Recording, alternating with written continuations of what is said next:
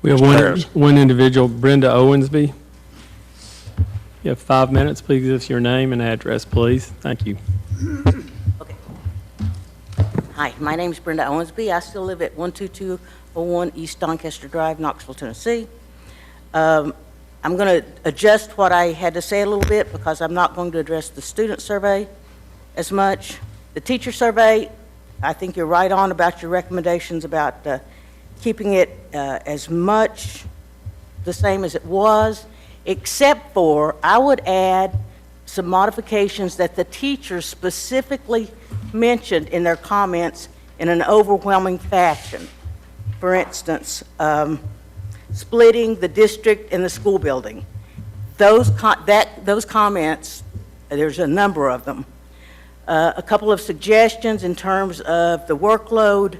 Instead of having them put it on a form, have them do the bubble, because the bubble answer sheets can be electronically scored, and that would help. You know, you could do out the items that way, and that would save some time.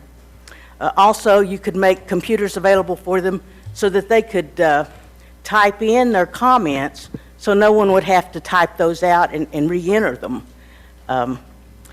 And the way you could do that without the educators feeling like it could be tracked back to them, because they have to sign in. And if you sign in, it can be tracked back to you. So you could set up some dummy accounts, like, you know, student A, student B, student C, and then give them passwords and let them sign in to computers in the lab with those passwords not trackable to the teacher.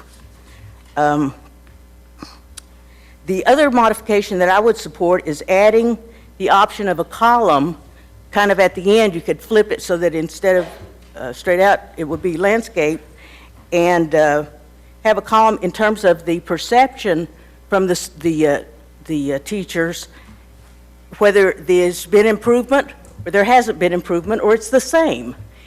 That way you have perceptions, which are critically important when you're talking about morale. They're very meaningful.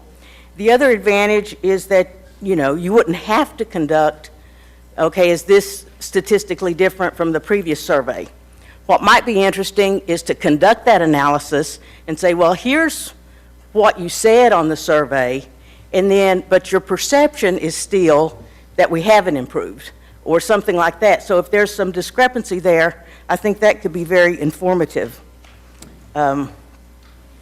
From a research design perspective, I think it's very important that the format be the same in terms of written format versus an electronic version from a research design standpoint.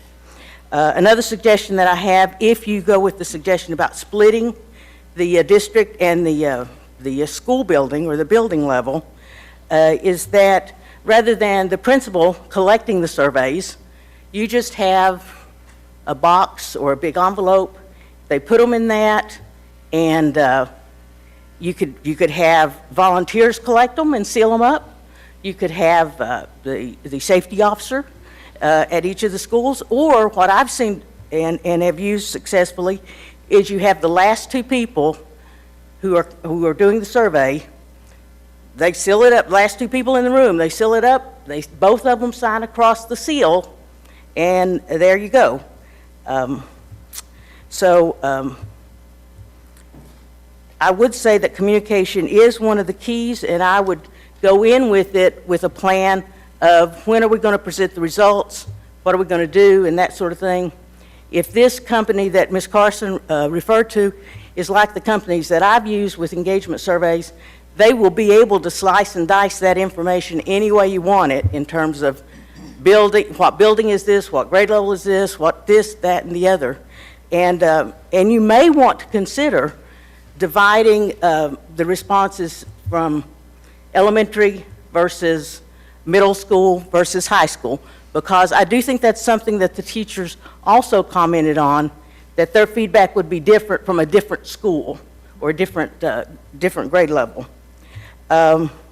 The other thing about opting out on testing is you may want to take a look at how much money the school is losing from having people absent from the test, absent from the school, because you have to be absent from when the test is done, and you have to be absent when the makeup is done.